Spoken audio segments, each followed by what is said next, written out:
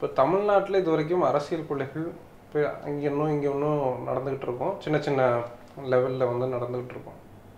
ஒரு மாநில தலைவர், அதுவும் தேசிய கட்சியோட மாநில தலைவர், அவரை சென்னையில் அவர் வீட்டின் வாசலில் வந்து இது பண்ணுறாங்க, படுகொலை நடக்குது.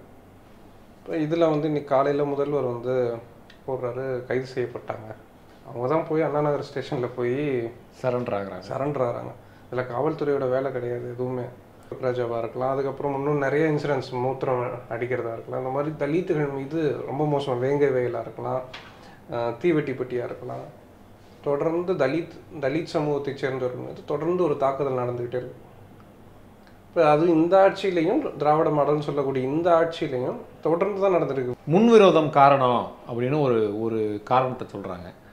அது எப்படி? இல்லை, போலீஸ் ஏட்டையாக வந்து என்ன வேணாலும் எழுதலாம். ஸ்டேஷனில் வந்து ஸ்டேஷன் நரேஷன் வந்து என்ன வேணாலும் எழுதலாம். கொலை தான்.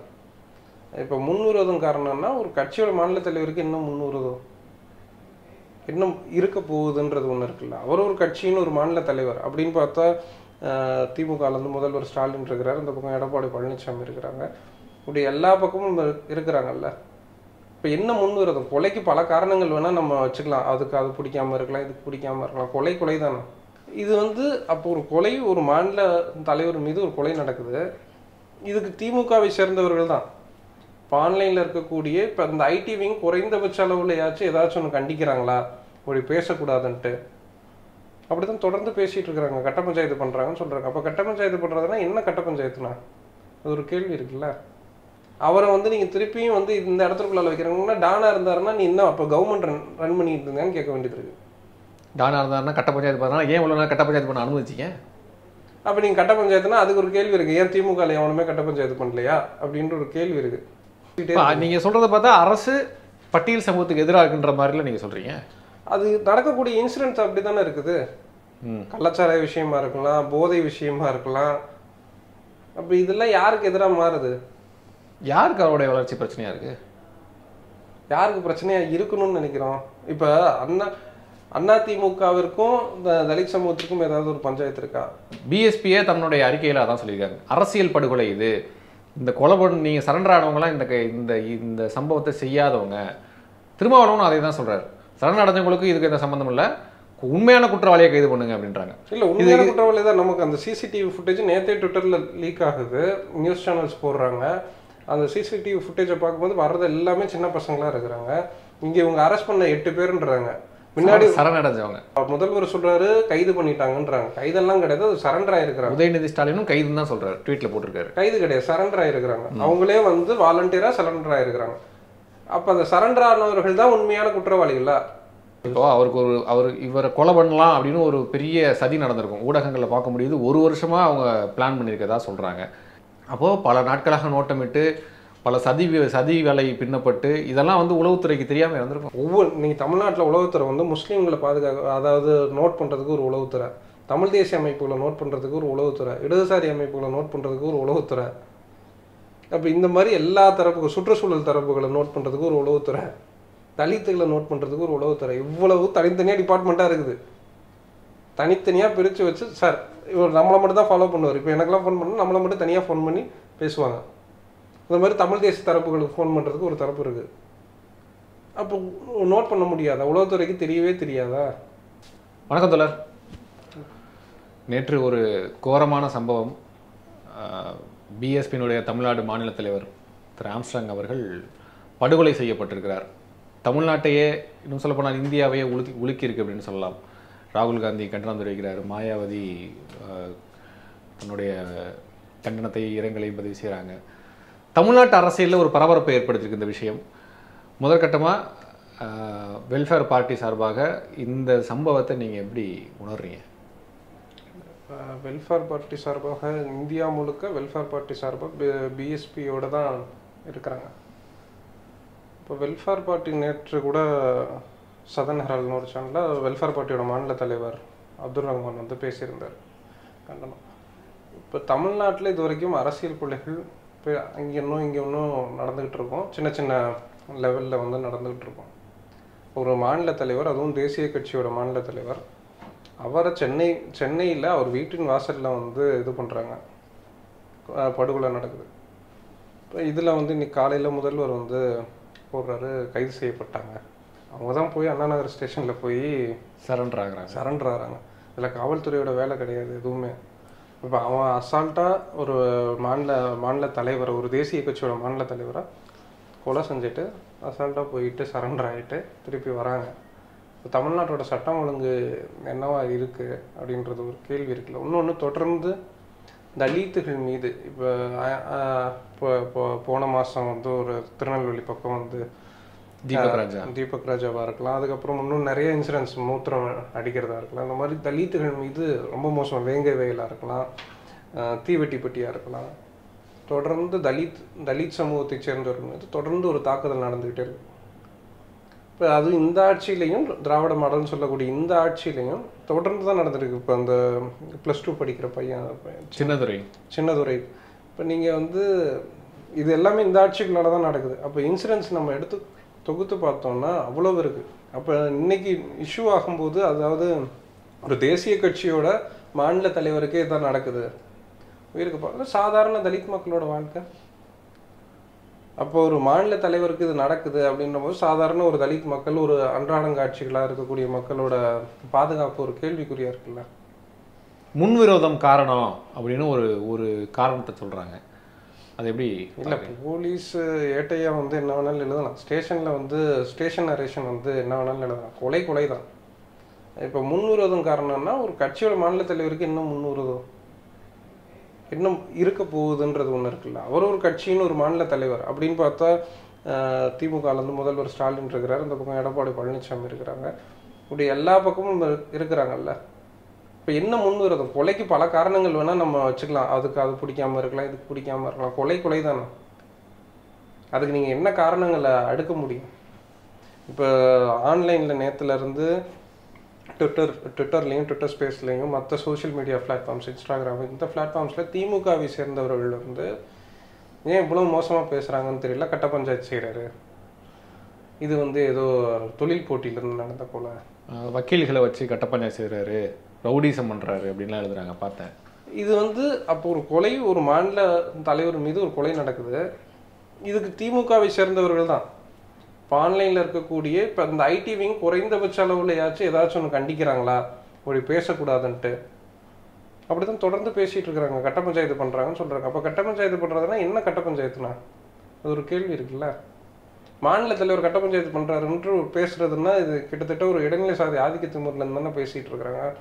2 நாளைக்கு முன்னாடி ஆர்எஸ் பாரதி பேசுகிறாரு. என்ன பேசுகிறாரு? திமுக போட்ட பிச்சை, திராவிட இயக்கம் போட்ட பிச்சைன்னு பேசுகிறாரு. அப்போ இது எப்படி சமூக நீதியாக இருக்கும்? அப்போ ஒரு மாநில தலைவர் வந்து கொல்லப்படுறாரு, தலைநகரத்தில் கொல்லப்படுறாரு. இப்போ நீங்கள் தமிழ்நாடு காவல்துறையும் உளவுத்துறையும் வந்து எச்சரிக்கையில் ஒரு 2 பிசி கூட போட முடியாதா? 2 பிசி கூட வச்சுக்க முடியும்ல? இல்லை, யாருக்கோ பிஎஸ்ஓ போட்டுக்கிறாங்களே. அதான். அப்போ நீங்கள் அதை கூட நீங்கள் செய்ய முடியல அப்படின்னா இப்போ இது என்ன ஆட்சின்றது? டிராஃபிக் ராமசாமி கூட ஒரு பிஎஸ்ஓ இருந்தார். அப்போ ஒரு தேசிய கட்சியோட தலைவர், அதுவும் குறிப்பாக ஒரு தலித் சமூகத்திலேருந்து ஒரு தலைவர்களுக்கு பாதுகாப்பு இல்லை. நம்ம இத்தனை நாள் முன்னாடி பார்த்த இந்த சின்னதுரை இன்சிடெண்ட்டாக இருக்கலாம், தீவெட்டிப்பட்டி இன்சிடெண்ட்டாக இருக்கலாம், வேங்கவேல் இன்சிடெண்ட்டாக இருக்கலாம், இதெல்லாம் தலித்துகள், சாதாரண தலித் மக்கள் மீது தொடர்ந்து ஒரு வன்முறை நிகழ்ந்துக்கிட்டே இருக்குல்ல. அந்த மூத்திரம் அடிச்சிருக்கிறாங்க, மலம் கலக்கிறாங்க, இதெல்லாம் தொடர்ந்து நடந்துகிட்டு இருக்கு. கள்ளச்சாராயத்தில் செத்து போனது யாரு? அதெல்லாம் இப்போ திட்டமிட்டு தலித்துகள் மீது ஒரு தாக்குதல் நடந்துகிட்டு இருக்கா தமிழ்நாட்டில்? கள்ளச்சாராயத்தில் செத்தது யாரு அப்படின்னு ஒரு கேள்வி வருது. பெரும்பாலும் பட்டியல் சமூகம் தான். அப்போ அந்த மக்கள் மீது தொடர்ந்து நீங்கள் தாக்குதலை வச்சுக்கிட்டே, நீங்கள் சொல்கிறத பார்த்தா அரசு பட்டியல் சமூகத்துக்கு எதிராக இருக்குன்ற மாதிரிலாம் நீங்கள் சொல்கிறீங்க. அது நடக்கக்கூடிய இன்சிடென்ட்ஸ் அப்படி தானே இருக்குது. கள்ளச்சாராய விஷயமா இருக்கலாம், போதை விஷயமா இருக்கலாம். அப்போ இதெல்லாம் யாருக்கு எதிராக மாறுது? நடக்கக்கூடிய விஷயங்கள்ல அவங்களுக்கு ஆறுதலாக கூட இல்லைன்னு சொல்ல வரீங்க. இப்போ ஒரு தலித் சமூகத்தை சேர்ந்த ஒரு தலைவருக்கு இதுதான் பாதுகாப்புனா, சாதாரண மக்களுக்கான பாதுகாப்பு, சாதாரண பாமர மக்கள் அன்றாடங்க ஆட்சிகளுக்கு ஒரு முன்விரோத கொலைகள் தமிழ்நாட்டில் புதிய தலைமுறையில் வந்திருக்கு. ஒரு ஆர்டிஐ போட்டிருக்கிறாங்க. முன்விரோத கொலைகள் அவ்வளோ இருக்குது திருநெல்வேலி மாவட்டத்தில் மட்டும். சாதாரண இப்போ நீங்கள் பார்த்தீங்கன்னா போதையை போட்டு கஞ்சாவை போட்டுட்டு கஞ்சா புழக்கத்தில் தமிழ்நாட்டில் இயல்பாக இருக்குது. புதிய தலைமுறை தானே போட்டிருந்தாங்க அந்த ஆர்டிஐ. புதிய தலைமுறையில் நெல்லை மாவட்டத்தில் மட்டும் 250 கொலைகளுக்கு மேலே கடந்த 3 வருஷத்தில் நடந்திருக்கு. 250 கொலைகளுக்கு மேலே இதில் 25 வயசுக்கு கீழே வந்து கொலைகள் வந்து அதிகம்ன்றாங்க. அதாவது 25 வயசு கீழே உள்ளவங்க பண்ணுறது பெரும்பாலும் 25 வயசுக்கு சிறார்கள் பண்ணுறாங்கன்றாங்க. இப்போ தமிழ்நாடு எந்த சூழலுக்குள்ளால இருக்குது? அப்போ உங்களை ஒருத்தனுக்கு பிடிக்கலன்னா நான் ஒன்றும் கொண்டுருவேண்ணா. கடந்த 4-5 வருஷத்திற்குள்ளால மட்டுமே 5000 கொலைகளுக்கு மேலே ஆர்டி. அதே புதிய தலைமுறையில் இன்னொரு நியூஸ் இருக்குது, 5000 கொலைகளுக்கு மேலே இருக்குது. 5109 நினைக்கிறேன். 5000 கொலைன்றது 6 வருஷத்தில் 5000 பேர் கொண்டிருக்காங்க பாருங்க. அப்போ இது தமிழ்நாடு எந்த சூழலுக்குள்ளால இருக்குது? அப்போ அந்த கொலையில் ஆணவ கொலை என்ன, சாதிப்படுகொலை என்ன, முன்விரோத கொலை என்ன, இல்லை இப்போ டொமஸ்டிக் வைலன்ஸ், அதாவது கணவன் மனைவிக்குள்ளால நடக்கக்கூடிய கொலைகள் என்ன?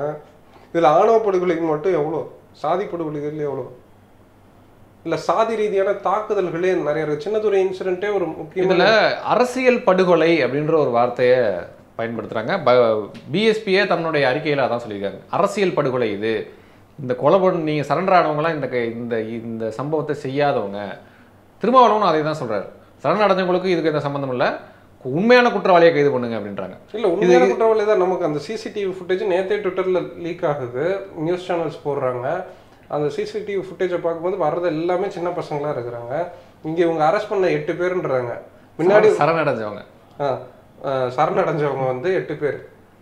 முன்னாடி 6 பேர்னாங்க, அப்புறம் 8 பேர்னாங்க. ஸ்டேஷனுக்குள்ளால இருந்தது ஒரு 10 பேருக்கு மேலே. அப்படியா? அப்போ இதில் வந்து நான் அதில் பார்க்கும்போது, வீடியோவில் பார்க்கும்போது எல்லாருக்கும் ஒரு 40+ தெரியுறாங்க. நமக்கு அந்த சிசிடிவி ஃபுட்டேஜில் வந்து பார்த்தா எல்லாம் சின்ன சின்ன பசங்க வரது, எல்லாம் சின்ன சின்ன பசங்க ஜொமேட்டோ யூனிஃபார்ம் போட்டுட்டு வராங்க. அவர் வீட்டுக்கு ரொம்ப பக்கத்தில் தான் ஸ்டேஷனாமே. ஆமாம், ஒரு 100 மீட்டருக்குள்ளால தான் இருக்குது. எப்படி அந்த வழி தான் தப்பிச்சு போயிருக்க முடியும்? சிசிடிவி ஃபுட்டேஜ் இருக்குது, தெரிஞ்சே தானே போகிறாங்க எல்லாம். இப்போ இன்னைக்கு வீட்டுக்கு வீடு சிசிடிவி ஃபுட்டேஜ் இருக்குது, அதுவும் அது வந்து ஒரு நல்ல ரெசிடென்டல் ஏரியா மாதிரி தான் இருக்குது. வேறு சிசிடிவி ஃபுட்டேஜே கிடையாது அந்த ஏரியாவில். இருக்குது, நமக்கு வந்து ஒரு அது காவல்துறை தான் சொல்லணும். அந்த தெரு முழுக்க இருக்கும் சுற்றி, அது காவல்துறை தான் எடுத்து தர முடியும்னு வைங்களேன். அப்போ அந்த சிசிடிவி ஃபுட்டேஜில் இருக்கிறதும் இதுவும் ஒரே ஆளா அப்படின்னு முதல்வர் சொல்றாரு, கைது பண்ணிட்டாங்கன்றாங்க. கைதெல்லாம் கிடையாது, அது சரண்டர் ஆயிருக்கிறாங்க. உதயநிதி ஸ்டாலினும் கைதுன்னு தான் சொல்றாரு, ட்வீட்ல போட்டிருக்காரு. கைது கிடையாது, சரண்டர் ஆயிருக்கிறாங்க. அவங்களே வந்து வாலண்டியரா சரண்டர் ஆயிருக்கிறாங்க. அப்போ அந்த சரண்டர் ஆனவர்கள் தான் உண்மையான குற்றவாளிகளா? அப்போ வந்து சிசிடிவியில் பார்த்தது ஃபுல்லாக சின்ன பசங்களாக இருக்கிறாங்க. இல்லை சரண்டர் ஆகி கைது பண்ணிட்டோன்னு சொல்கிற எல்லாருமே வந்து 40+, 40+ல இருக்கிறாங்க. இப்போ இதுதான் உண்மையான குற்றவாளிகளான்னு ஒரு கேள்வி. அரசியல் படுகொலைன்னு சொல்ல காரணம் என்ன? ஆமாங்க, ஒரு மாநில தலைவர் நான் பிஎஸ்பி எடுத்த ஒரு தலைவர் இருக்கிறாரு. அவருக்கு வந்து திமுகவை பிடிக்காது, அண்ணா திமுக பிடிக்காது, யாரையும் பிடிக்காது. இந்த பக்கத்து ஒரு அரசியல் செய்வாங்க. பிஎஸ்பிக்கே ஒரு அரசியல் இருக்கும்ல, அவருக்குன்னு அந்த பகுதியில் ஒரு செல்வாக்கு இருக்கு. அந்த பக்கம் பெரம்பூர்லேருந்து அப்படி கும்மிடிப்பூண்டி இந்த சைடு வரைக்கும் போனீங்கன்னா இப்போ இருக்க தான் செய்கிறாங்க பிஎஸ்பி. அதுவும் 2008லேருந்து தலைவர். அவருடைய வளர்ச்சி பிடிக்காம அவரை மட்டுப்படுத்தணும், இல்லை அவரை காலி பண்ணணும்னு நினைக்கிறது தானே அரசியல் படுகொலை. இப்போ இது முன்விரோத கொலைன்னு சொல்கிறாங்க. அது போலீஸ் நரேஷன் என்ன வேணாலும் எழுதலாங்க. ஆருத்ரான்னு எழுதலாம், இல்லைன்னா வேற ஏதாச்சும் வட சென்னையில் இருக்கிற முன்னோரு தலைவர் ஏதோ பண்ணிட்டு தான் எழுதலாம். இதெல்லாம் எழுதலாம். அது காரணம் என்ன? நீங்க என்ன உணர்றீங்க? இது அரசியல் படுகொலையா? அரசியல் படுகொலை தான். அது 2008லேருந்து இப்போ வரைக்கும் அவர் தான் தலைவர். 2008லேருந்து இப்போ வேற என்ன காரணம் இருக்கும்? மிக தமிழ்நாட்டில் எல்லாருக்கும் அறியப்பட்ட ஒரு தலைவர் அவர். அதாவது ஒரு இந்தியாவில் ஒரு தமிழ்நாட்டிற்குள்ள ஒரு தேசிய கட்சியில் அறியப்பட்ட தலைவர்னு பார்த்தா ஆம்ஸ்ட்ராங் மட்டும்தான். ஆமாம். அப்போ நீங்கள் வந்து அவருக்கான வேற என்ன காரணங்கள் இருக்கும்? யாருக்கு அவருடைய வளர்ச்சி பிரச்சனையா இருக்கு? யாருக்கு பிரச்சனையா இருக்கணும்னு நினைக்கிறோம்? இப்போ அதிமுகவிற்கும் தலித் சமூகத்திற்கும் ஏதாவது ஒரு பஞ்சாயத்து இருக்கா? இல்லை வேற ஏதாச்சும் தலித் இயக்கங்களோட முரண்பாடுகள் இருக்கா? இல்லை. அவர் எல்லா தலித் அமைப்புகளோடையும் நானே இல்லை. என்ன எங்கள் அப்பா அந்த ஒரு பழமொழி சொல்லுவாங்கல்ல, பின்னாடி எனக்கு அந்த மாதிரி வந்து நேற்றுலேருந்து திமுக காரங்க ஆன்லைனில் ஏன் கிரிமினலைஸ் பண்ணுறாங்க? அப்போ வந்து அவர் தான் இது ஆம்ஸ்ட்ராங் மீது வந்து அவர் கட்ட பஞ்சாயத்து பண்ணிட்டார், ரவுடித்தனம் பண்ணிட்டார். இதெல்லாம் எழுதுறது யாரு? திமுக காரங்களா? பச்சை அது எல்லாருக்கும் தெரியுது. திமுக காரங்க தான் ஆன்லைனில் எழுதுறாங்க. அவர் வந்து கட்ட பஞ்சாயத்து பண்ணுறாரு, அவர் வந்து ரவுடித்தனம் பண்ணுறாரு, அவர் ஒரு டானாக இருந்தார், செத்து போயிட்டாருங்க, அதாவது கொலை பண்ணியிருக்கிறானுங்க. அவரை வந்து நீங்கள் திருப்பியும் வந்து இந்த இடத்துக்குள்ள வைக்கிறாங்கன்னா டானா இருந்தாருன்னா நீ இன்னும் அப்போ கவர்மெண்ட் ரன் பண்ணிட்டு இருந்தான்னு கேட்க வேண்டியது இருக்கு. டானா இருந்தாருன்னா கட்ட பஞ்சாயத்து பண்ணாலும் ஏன் இவ்வளோ கட்ட பஞ்சாயத்து பண்ண அனுமதிச்சிங்க? அப்போ நீங்கள் கட்ட பஞ்சாயத்துனா அதுக்கு ஒரு கேள்வி இருக்குது. ஏன் திமுக எவனுமே கட்ட பஞ்சாயத்து பண்ணலையா அப்படின்ற ஒரு கேள்வி இருக்குது. திமுகவில் யார் எல்லாருமே யோக்கியர்களாக இருக்கிறாங்களா? கட்ட பஞ்சாயத்து ரவுடித்தனம் எதுவுமே பண்ணாமல் தான் திமுகவுக்குள்ள. தமிழ்நாட்டில் ஒரு பொது புத்தி ஒன்று இருக்குது, திமுக வந்தால் ரவுடிஸ் அதிகமாக இருக்கும், போலீஸ் கிட்ட கண்ட்ரோல் இருக்காது அப்படின்னு தமிழ்நாட்டில் ஒரு பொது புத்தி ஒன்று இருக்குல்ல. அதிமுக இருந்தால் போலீஸ் கிட்ட கண்ட்ரோல் இருக்குங்க, திமுக இருந்தால் போலீஸ் கிட்ட கண்ட்ரோல் இருக்காதுங்க, ரவுடிஸ் அதிகமாக இருக்குங்க. அந்த பொது புத்தியை நிரூபிக்கிற மாதிரி தானே இவ்வளவு சம்பவங்கள். ட்ரக் இருக்குது தமிழ்நாட்டில் இன்னைக்கு எல்லாமே நடந்துச்சு, எல்லாம் நடந்துச்சு. கொலை, கற்பழிப்பு, கலவரம் எல்லாம் நடக்குது, போதை, இது எல்லாமே நடந்துகிட்டு தானே இருக்கு. தமிழ்நாட்டில் ஒரு பொது புத்தி, திமுக ஆட்சிக்கு வந்தால் ரவுடிகள் வந்து அட்டகாசம் பண்ணுவாங்க, போலீஸ் கிட்ட கண்ட்ரோல் இருக்காது. அந்த பொது புத்தியை நிரூபிக்கிற மாதிரி தான் 3 வருஷத்துல எல்லாம் நடந்துருச்சு. ஏன் வந்து ஒரு தலித் சமூகத்திலேருந்து ஒரு லீடர் எமர்ஜ் ஆகக்கூடாதுன்னு இந்த கொலைகள்லாம் நமக்கு உணர்த்தது இல்லை? ஏன் எமர்ஜ் ஆக விரும்ப மாட்டாங்க? நீ என்னைக்கு எனக்கு காலை எனக்கு கீழரு நான் சொல்கிறத கேட்டுக்கோ. நீங்கள் தீபக் ராஜாவோட அவரோட படுகொலையாக இருக்கலாம், தலித்துகள் மீது தொடர்ந்து நான் சொன்ன இந்த மலம் கழிச்சதா மலம் அந்த மூத்திரம், இன்னும் ரொம்ப நம்மளால் சொல்லவே முடியாத ஒரு மனித மாண்புக்கே விரோதமான ஒரு செயல்கள்லாம் தமிழ்நாட்டில் நடந்துக்கிட்டு தான் இருக்குது. அதுவும் வட இந்தியாவில் தான் நடந்துகிட்டு இருக்கு, தமிழ்நாட்டில் நடக்கவே இல்லை அப்படிலாம் சொல்ல முடியாது, நடந்துகிட்டு தானே இருக்குது. பட் இவ்வளோ ஒரு பெரிய அரசியல் தலைவருடைய மரணம் தமிழ்நாட்டில் நடந்தெல்லாம் வந்து ரொம்ப வருஷம் ஆச்சு, பல வருஷங்கள் ஆயிடுச்சு. இப்போ தமிழ்நாட்டினுடைய கல்ச்சர் வேறு ஏதாவது நோக்கி போகுதா வட மாநிலங்கள் மாதிரி? கிட்டத்தட்ட கும்பல் படுகொலை நடந்துச்சாங்க. இப்போ கூட ஒருத்தர் அடிச்சு சாப்பிடுச்சாங்க வட மாநில ஊழியர். மாப் லிஞ்சிங் வந்து எப்போ நடக்கும்? ஒரு சொசைட்டி சட்டத்தை வந்து மதிக்கலைன்னா தான் மாப் லிஞ்சிங் நடக்கும், அதாவது கும்பலா. இப்போ சமீபத்தில் ஒரு வாரத்துக்கு முன்னாடி ஒரு வட இந்திய தொழிலாளியை தமிழ்நாட்டில் தான் அடிச்சு இது பண்ணாங்களே, அவன் திருடன் அப்படின்ட்டு. இந்த கேரளாவில் ஒரு முறை வந்து ஒரு பழங்குடி சமூகத்தை சேர்ந்தவர் வந்து ஒரு பிரெட்டையோ அதை எடுத்துட்டாருன்னா அடிச்சு கொண்டாங்க. அந்த மாதிரியான சம்பவம் போன வாரம் நடந்துச்சு. அவ்வளவு நியூஸஸ் தொடர்ந்து வந்துக்கிட்டே இருக்கு. அப்போ நீங்கள் எந்த நியூஸஸையுமே வந்து டெலிகாஸ்ட் பண்ண மாட்டீங்க, எதையும் நீங்கள் பேச மாட்டீங்க. ஸோ நாங்கள் வந்து மேம்போக்கா பேட்ச் ஒர்க்கில் வந்து நாங்கள் திராவிட மாடல் அரசு, நாங்கள் சோஷியல் ஜஸ்டிஸ்ன்னு பேசுகிறாங்கல்ல, அது ஏதோ ஒரு இது ஜிகனா வேலை பண்ணுற மாதிரி தானே இருக்குது. அது ஊடகங்களும் பண்ணுது, திமுக அதே தானே பண்ணிகிட்டு இருக்குது. அப்படி நீங்கள் இவ்வளோ நியூஸஸ் இருக்குங்க. மாப் லிஞ்சிங் தமிழ்நாட்டில் நடந்திருக்கு, சாதி படுகொலைகள் நடக்குது, சாதிய கொடுமைகள், அட்ராசிட்டிஸ் நடக்குது, ஆணவ படுகொலைகள் நடக்குது, ஆணவ படுகொலை, இது எல்லாமே நடந்துகிட்டு இருக்கு. கடைசியில் ஒரு தலைவரே வந்து, அதுவும் தேசிய கட்சியோட மாநில தலைவரே வந்து போடுற அளவுக்கு வந்து தமிழ்நாடு வந்து போயிருக்குல்ல. இதை இன்னொன்று பார்த்தீங்கன்னா, நீங்கள் சின்ன சின்ன அமைப்புகளில் இருக்குது. இப்போ இவருக்கும் பாதுகாப்பு இல்லைன்னா சின்ன சின்ன அமைப்புகள் வச்சுருக்கிறாங்க, இயக்கங்கள் வச்சுருக்கிறாங்கல்ல உள்ளூர் அளவில், அவர்களுக்கு என்ன பாதுகாப்பு? இப்போ ஒரு தேசிய கட்சியோட மாநில தலைவர் அவரை இது படுகொலை செய்கிறாங்க. சின்ன சின்ன இயக்கங்கள், தலித் இயக்கங்கள் இருக்குது, முஸ்லீம் இயக்கங்கள் இருக்குது, சின்ன சின்னமாக அந்தந்த பகுதியில் மக்கள் பிரச்சனைக்காக போராடுறவங்க, தனி செயல்பாட்டாளர்கள் இருப்பாங்க.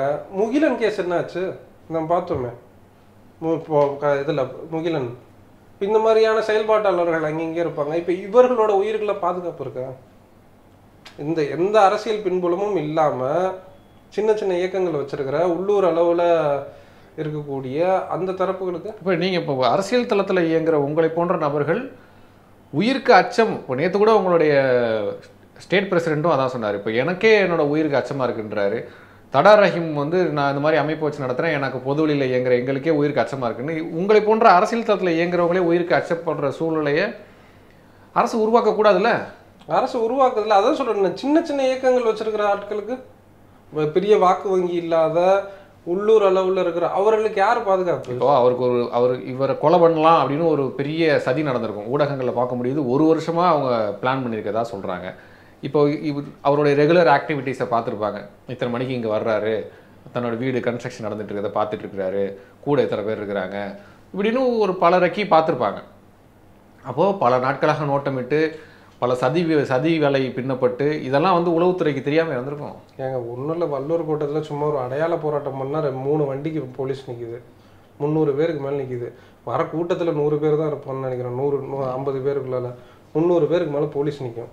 ஆமாம், வல்லூர் கோட்டம் சேப்பாக்கத்தில் இங்கே போராட்டம் நடத்தினா உளவுத்துறைக்கு வந்து ஃபோன் பண்ணுறதுக்கு முன்னாடி, சார் இங்கே கூட்டம் போடுறீங்க, நீங்கள் தமிழ்நாட்டில் உளவுத்துறை வந்து முஸ்லீம்களை அதாவது நோட் பண்ணுறதுக்கு ஒரு உளவுத்துறை, தமிழ் தேசிய அமைப்புகளை நோட் பண்ணுறதுக்கு ஒரு உளவுத்துறை, இடதுசாரி அமைப்புகளை நோட் பண்ணுறதுக்கு ஒரு உளவுத்துறை, அப்போ இந்த மாதிரி எல்லா தரப்புக்கும் சுற்றுச்சூழல் தரப்புகளை நோட் பண்ணுறதுக்கு ஒரு உளவுத்துறை, தலித்துகளை நோட் பண்ணுறதுக்கு ஒரு உளவுத்துறை இவ்வளவு தனித்தனியாக டிபார்ட்மெண்ட்டாக இருக்குது.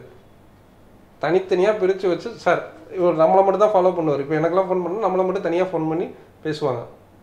இந்த மாதிரி தமிழ் தேசிய தரப்புகளுக்கு ஃபோன் பண்ணுறதுக்கு ஒரு தரப்பு இருக்குது. அப்போ நோட் பண்ண முடியாதா? உளவுத்துறைக்கு தெரியவே தெரியாதா? இல்லை, உளவுத்துறையிட்ட ஒரு பெரிய ஸ்ட்ரென்த்து, அது ஒரு பெரிய டிபார்ட்மெண்ட்டு, அவங்கள்ட்ட இல்லாத வசதிகளா? இல்லை, ஃபோன் பேசுனா நம்ம ஃபோனை வாட்ச் பண்ணுறாங்க, நோட் பண்ணுறாங்க, இதெல்லாம் தெரியும். வாட்ஸ்அப் அவர்கிட்ட சொல்லியிருப்பாங்கல்ல சார், இந்த மாதிரி உங்களுக்கு ஒரு பிரச்சனை இருக்குது, உயிருக்கு ஆபத்து இருக்குது அப்படின்னு சொல்லி. சரிங்க, அவர்கிட்ட சொல்லியிருக்கிறாங்க. கூட இருக்கிற தோழர்கள் இருப்பாங்க. அவங்களால என்ன பண்ண முடியும்? அவங்க என்ன கையில் ஆம்பு வச்சுருக்கிறாங்களா? நான் வேணால் தலித்துகளுக்கு வந்து கத்தி கொடுக்கறதுக்கும் துப்பாக்கி வச்சுருக்கிறதுக்கும் வேணால் பாதுகாப்பு கொடுங்க, இது அனுமதி கொடுங்க. அது எப்படி சரியான முடிவாக இருக்கும்? அப்போ நீங்கள் போலீஸ் தானே பாதுகாப்பு கொடுங்க. என்கிட்ட சொல்லிட்டீங்க, நான் தான் ஆம்ஸ்டாங்னு வைங்களேன், என்கிட்ட சொல்லிட்டீங்க, சரி என் தோழர்களோடு நான் இருக்கிறேன், எப்படி பாதுகாப்போடு இருக்க முடியும்? என்கிட்ட கத்தியும் கிடையாது, நான் என்ன பெரிய ஃபைட்டரா? இல்லை நான் வந்து ஏதாச்சும் அடித்து வீழ்த்துறதுக்கு நான் வந்து பெரிய ஆளா? அவன் கத்தியோட ஆயுதத்தோடு வந்து போட்டுக்கிட்டு இருக்கிறான். நான் அரசியல் கட்சியோட ஒரு சாதாரண ஒரு தலைவர். அப்போ நீங்கள் எனக்கு தலித்துகள் மீது உயிருக்கு பாதுகாப்பு, நீங்கள் கத்தியும் துப்பாக்கியும் வச்சுக்க அனுமதி கொடுங்க. அது ஒன்று காவல்துறை தானே பாதுகாக்கணும். இல்லை 2 பீஸியாச்சும் போடுங்க கன்னோட. அதுவும் நீங்கள் கொடுக்க மாட்டேங்க. நானே என் உயிருக்கு பாதுகாப்புனா அப்புறம் கவர்மெண்ட் எது இருக்குது, சட்டம் எதுக்கு? செய்திகளில் பார்க்க முடியுது, கும்பல் கும்பலாக வந்து வெட்டுறாங்க பசங்க, சின்ன சின்ன பசங்க வந்து கொலை பண்ணுறாங்க. இதெல்லாம் பார்க்கும் பொழுது பொது வழியில் நடமாடுறதே ஒரு அச்சத்தை ஏற்படுத்துது இல்லை? இப்போ நார்ச்சனை யார் முன்ன பின்ன தெரியாதவனா கஞ்சா போதையில் வந்து அடிக்கிறான், வண்டியை நிப்பாட்டி அடிக்கிறான். என்ன மாதிரியான சூழலில் வாழ்ந்து ஒன்றும் இல்லை. இன்ஸ்டா ரீல்ஸில் சாதாரணமாக ஒரு கஞ்சா ஜோக்ஸ் இருக்குங்க.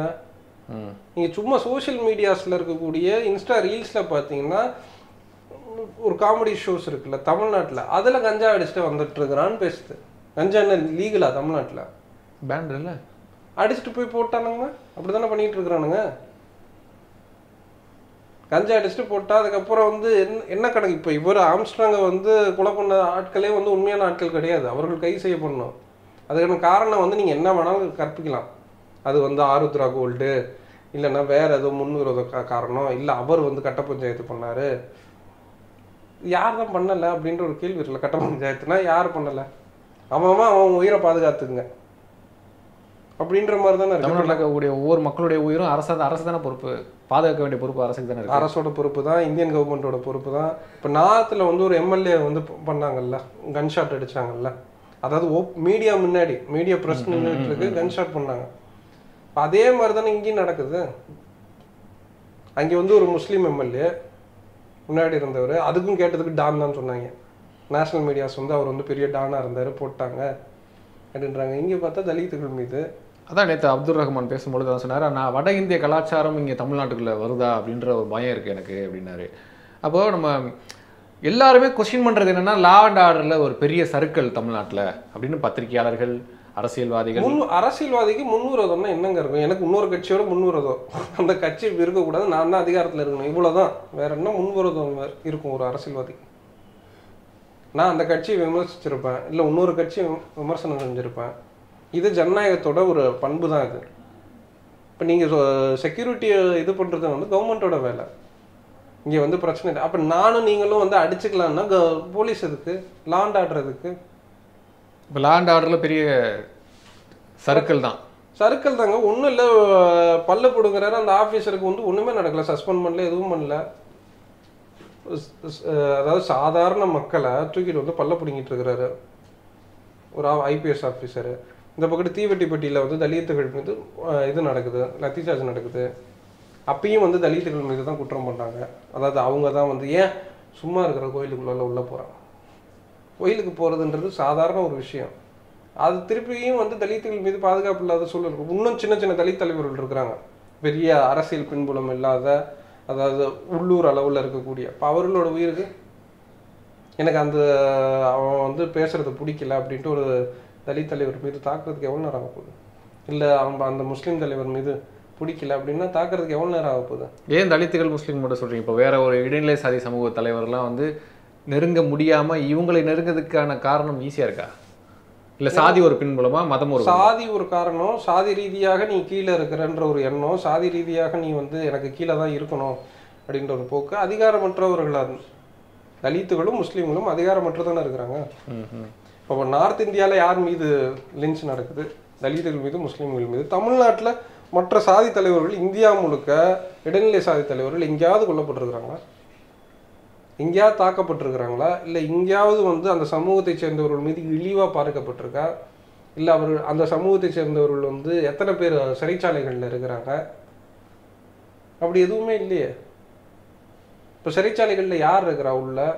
இப்போ நீங்கள் இப்போ கள்ளச்சாராயம் விஷயத்தில் நம்ம பேசுகிறோம்ல, அதில் எந்த சமூகம் வந்து அதிகமாக பாதிக்கப்பட்டுச்சு? அப்போ நீங்கள் அந்த இடத்துல இறுதியாக இப்போ திரு ஆம்ஸ்ட்ராங் அவர்களுடைய இறப்பு எந்த அளவுக்கு ஒரு பெரிய இழப்புன்னு நினைக்கிறீங்க? இல்லை, இன்னொரு தலித் லீடர் வந்து தமிழ்நாட்டில் எமர்ஜ் ஆகிறது வந்து அவ்வளோ கஷ்டம். தலித் சமூகத்திலேருந்து ஒரு லீடர் வரதுன்றது வந்து இன்னைக்கு வந்து ஆன்லைனில் உட்காந்து எழுதிட்டு இருக்கலாம், இல்லை இவனுங்க பேசிகிட்டு இருக்கலாம், அவர் கட்ட பஞ்சாயத்து பண்ணிட்டாரு, அது பண்ணிட்டாரு. என் சமூகம் பெரிய பொருளாதார பின்புலம் இல்லாத, முதலாளிகள் இல்லாத ஒரு தரப்புல இருந்து நான் வந்து ஒரு தலைவராக வரேன்.